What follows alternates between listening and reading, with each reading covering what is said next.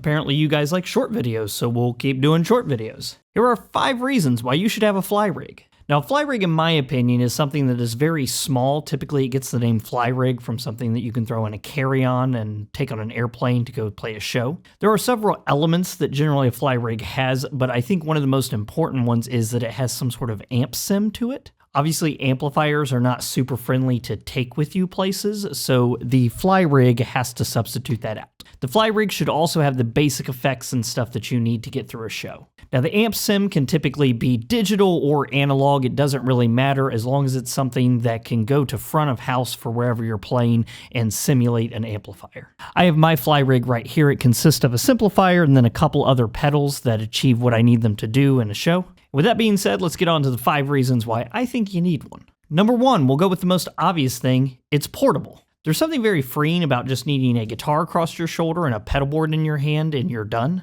As I mentioned, if you get into a situation where you have to fly to a show or you just don't have a whole lot of room to put your whole rig in, a fly rig can really save you in that case. Also, when you walk into a venue and you find out that you're performing on the 3rd floor ballroom and the elevator is out of order, that may be from experience. It's certainly going to be a pain in the butt to get the half stack and the spaceship of a pedal board that you have up those stairs. Number 2, kind of in the same vein, but a little different, they have very, very simple setups and teardowns. Now, it doesn't really matter what scale of musician you are, you most likely have played a show with a ton of other bands on it. Here's a bill that I played once with a bunch of bands on it, and here's a bill for this year's Bourbon and Beyond Festival. The pay difference is massive between these musicians, but that's a lot of bands. And if you find yourself in one of these situations, you'll find that you do not have a lot of time to set your rig up. And unless you're a very big, popular guitar player, everyone is going to be very frustrated about the amount of time that it takes you to set up your 3-amp wet, dry, wet setup. A fly rig solves this issue because you just put it down, plug it in, and you're good to go.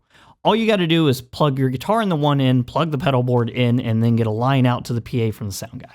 The 3rd reason why it's nice to have a fly rig is if you encounter a silent stage situation. Now, this is a common scenario if you're just kind of a hired gun and you're supporting a singer or something. It's also something if you're in the praise and worship circles you deal with a lot. Most churches really like the silent stage, but that's an argument for another time. But a fly rig with an amp sim takes care of this because it is literally making no noise, which I'm not the biggest fan of. It's a music performance. I think there should be noise coming from the stage. But alas, that's not always the case. So it is kind of nice to have this to just plug into and you don't have to worry about volume or anything. They're going to put it out in the house. You're going to have it in a wedge monitor or your ears.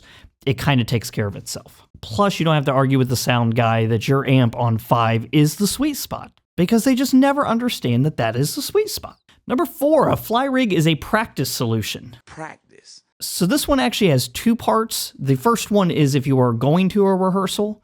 I don't know about you, but I don't like lugging around a bunch of equipment just to go rehearse for an hour. I also don't need absolutely optimal tone when rehearsing. So there have been plenty of times that I have just gone ahead and packed this up and gone to a rehearsal and not needed to worry about an amp or anything like that. Now, this obviously requires that your rehearsal space has something like a PA system, but hopefully it does. Now, the second part of the practicing thing is that you can practice at home in silence with something that is comparable to a full rig. For instance, if you're like me and have a little one, it's no longer really viable to just plug in your mothership of a pedal board into a tube amp, crank it up just so you can practice something. And that's where something like this comes in handy. I can plug headphones into this, it's virtually silent, and I have overdrive, phase, delay, a tuner, so I pretty much cover all of my bases. Now the last thing, and possibly the most important one, is that you can use your fly rig for a backup. Now listen, I get it. I don't take this thing to everything I do.